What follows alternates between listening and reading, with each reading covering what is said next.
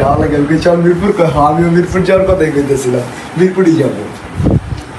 চলো চলো চলো চলো চলো চলো, খারাও রেডি হইতে দাও।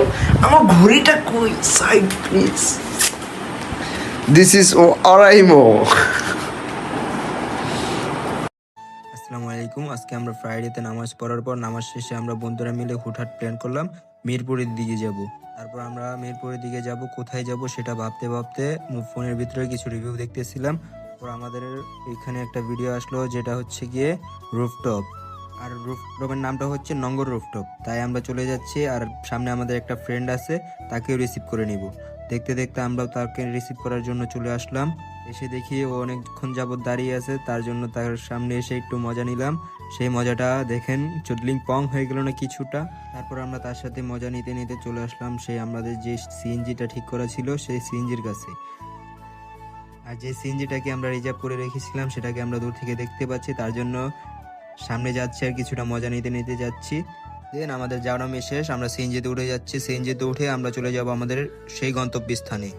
সিএনজিতে ওঠার পর আমি আঙ্কেলকে বলতেছিলাম যে আঙ্কেল গেটটা একটু লাগিয়ে দেন, তারপর আমরা চলে যাব। আঙ্কেলও গেটটিকে লাগিয়ে দেওয়ার পর সিএনজিটাকে স্টার্ট করে দিল।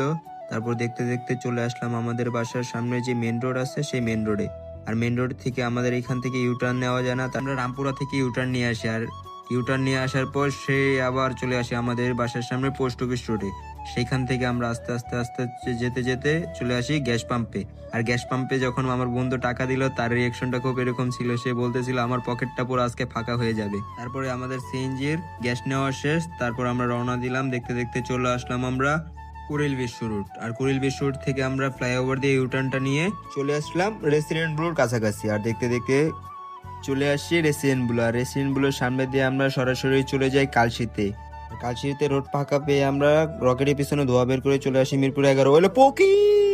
আর পকিকে দেখতে দেখতে আমরা মিরপুর 12 পার হয়ে চলে আসি মিরপুর 11। আর 11তে আসার পর আমরা সবাই মিলে সিএনজি থেকে নেমে যাই। সিএনজি থেকে নামার পর আমার বন্ধু আঙ্কেলের সাথে একটু কথা বলতেছিল, কথা শেষ করে আমরা চলে যাব আমাদের মামাকে রিসিভ করার জন্য। তো বন্ধুর কথা বলা শেষ, আমরা মামাকে কল দিলাম। কল দিয়ে বললাম যে মামা তুমি কোথায়? মামা বলল আমি আমার বাসার সামনে আছি, আবাসিক মোড়ে আসো একটা রিক্সা নিয়ে। তার জন্য আমরা হাঁটতে হাঁটতে রিক্সা নেওয়ার জন্য চলে যাই। দেন আমরা একটা রিক্সা ঠিক করে উঠে পড়ি। মামাকে বলি মামা একটু তাড়াতাড়ি যান, আমাদের হাতে সময় কম। মামাও সুন্দর করে বললো যে আচ্ছা ঠিক আছে মামা, আপনারা বসেন, আমি আপনাদেরকে পৌঁছাই দিচ্ছি। মামা সুন্দর করে টেসলা রাইড দিয়ে চলে আসলো আবাসিক মোড়ের কাছাকাছি। দেন আমরা আবাসিক মোড়ে নেমে যাই, মামাকে কল দিই যে মামা আপনি কোথায়? আমরা আবাসিক মোড়ে দাঁড়িয়ে আছি, আপনি আসুন। মামা বললো আচ্ছা ঠিক আছে মামা, তোমরা দাঁড়াও, আমি আসতেছি। দেখতে দেখতে মামাও চলে আসে, তার সাথে একটু হাত টাট মিলিয়ে চলে যাচ্ছে।